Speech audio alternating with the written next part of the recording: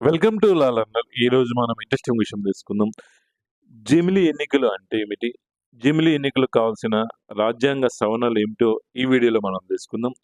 జమిలీ ఎన్నికలంటే పార్లమెంటుతో పాటు అన్ని రాష్ట్రాల అసెంబ్లీలకు ఏకకాలంలో ఎన్నికలు జరిపించడాన్ని జమిలీ ఎన్నికలంటారు. ఇది భారతావనికి కొత్త కాదు. 1950 నుంచి 1967 దాకా దేశవ్యాప్తంగా జమిలీ ఎన్నికలే జరిగాయి.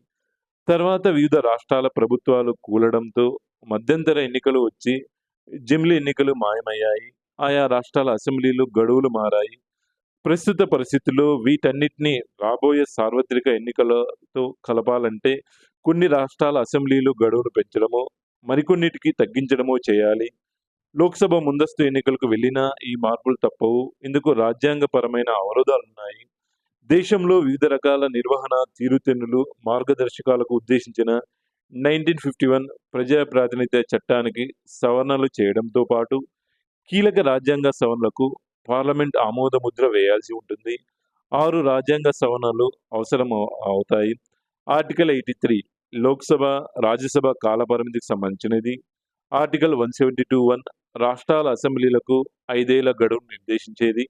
ఆర్టికల్ 83(2) అత్యవసర పరిస్థితుల సమయంలో సభా కాలపరిమితిని ఏడాదికి మించకుండా పార్లమెంట్ చట్టం ద్వారా వీలు కల్పించేది. ఆర్టికల్ 172(1) కింద రాష్ట్రాల అసెంబ్లీలకు ఇలాంటి వీలుంది. ఆర్టికల్ 85(2)(b) రాష్ట్రపతికి లోక్సభను రద్దు చేసే అధికారాలను ఇచ్చింది. అదేవిధంగా ఆర్టికల్ 172, 174(2)(b) కింద రాష్ట్ర అసెంబ్లీల రద్దు అధికారం గవర్నర్కు దాఖలుపరిచింది. ఆర్టికల్ 356 రాష్ట్రాల్లో రాష్ట్రపతి పాలనకు వీలు కల్పించేది. ఆర్టికల్ 324 ఎన్నికల కమిషన్ అధికారులకు సంబంధించింది. జమిలీ ఎన్నికలకు సంబంధించి మీ ఒపీనియన్ని కామెంట్ రూపంలో తెలియజేయండి. ఈ వీడియో మీకు ఇన్ఫర్మేటివ్గా అనిపిస్తే please subscribe my channel. Thank you for watching video. జై హింద్.